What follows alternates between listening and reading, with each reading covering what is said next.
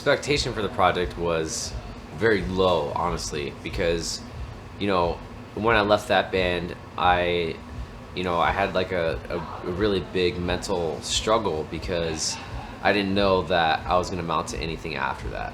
You know what I mean? You know, that's like, it's just like a basic human fear to like, you know, go from something that like did very well to doing something on your own, and then, you know, expecting it to be the same, you know. And I knew, so my expectations were like, well, you know, I had fun with that, and, you know, it's time for me to move on. And I stepped out into, you know, starting this band, knowing like it could potentially never amount to anything, you know. And so I did that. You know, BJ reached out to me and he was like, hey man, you want to start a band? I heard, you know, that you're a great vocalist. And so I was like, okay, well, send me a song, see what happens. So he sent me our first single, Masquerade of Angels. Like, he wrote it, sent it to me, and then I wrote vocals over it, and we both liked it, and we were just like, yeah, this is sick. Initially, it was just like, okay, well, because I mean, it's so hard to tell if you're doing well just by, like, you know, the people you interact with on social media. Searching online, or like talking to kids online, or making a post and seeing the interactions, like, it's not a good way to measure, you know, the success of something that you released. Yeah. So the fact that, you know, we went from, you know, just like that one EP to bringing it on the road, you know, and then got to this point today. I basically just never gave up, even during the darkest times, because, you know, on the road and just like even being a musician, it's like you're very alone, even though like you have your fans and stuff like that, but there's a separation, you know, between you and your fans on social media. And it's like the only way to really tell is like when they come out to a show, you know, and they're there buying merch and like telling you like how awesome your music is and stuff like that. So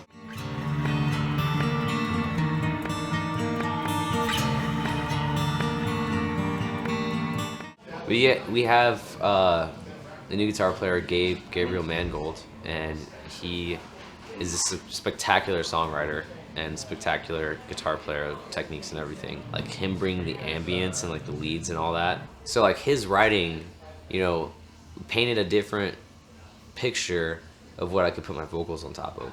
Because I grew a lot vocally since the last record, and like my writing style, everything about me has changed.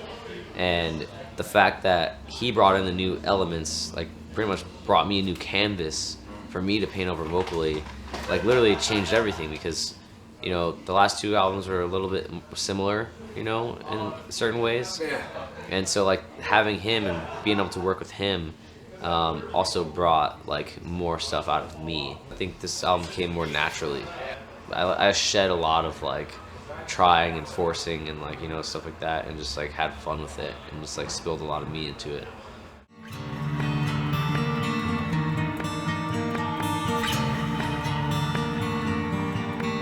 The hermit character from Tarot, you know, it's a character that like really forces you to look inside yourself and like go into deep introspection to kind of figure stuff out.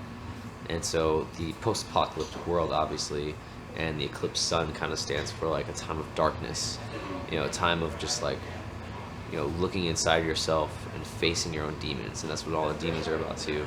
It's facing your own demons, looking inside yourself for the answers, and not looking out into the world for them. And so he's on this path, this beaten path to, you know, find his inner light, the lamp, you know, and really just like find, you know, the answers within himself.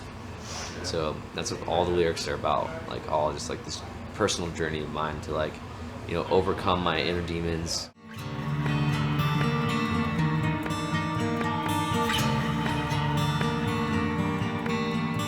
I feel like, you know, humanity has lost itself.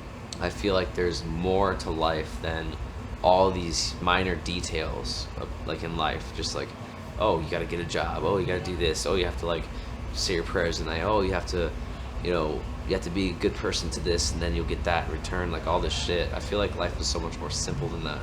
I feel like it's yeah, I feel like it's just like, you know, the essentials is what is the most necessary, is like love, you know, love, compassion, empathy, like all these things that, you know, we are very capable of, but we get so lost in the details.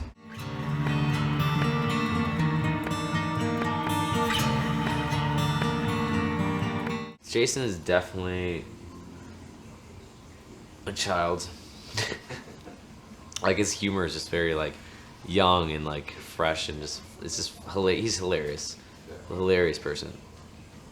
And he's got such a huge, sweet heart that, you know, once you walk out of the studio, you can't not love the guy and still be friends with him and still connect with him, you know, just because he's just such a sweet person, you know, and it's hilarious.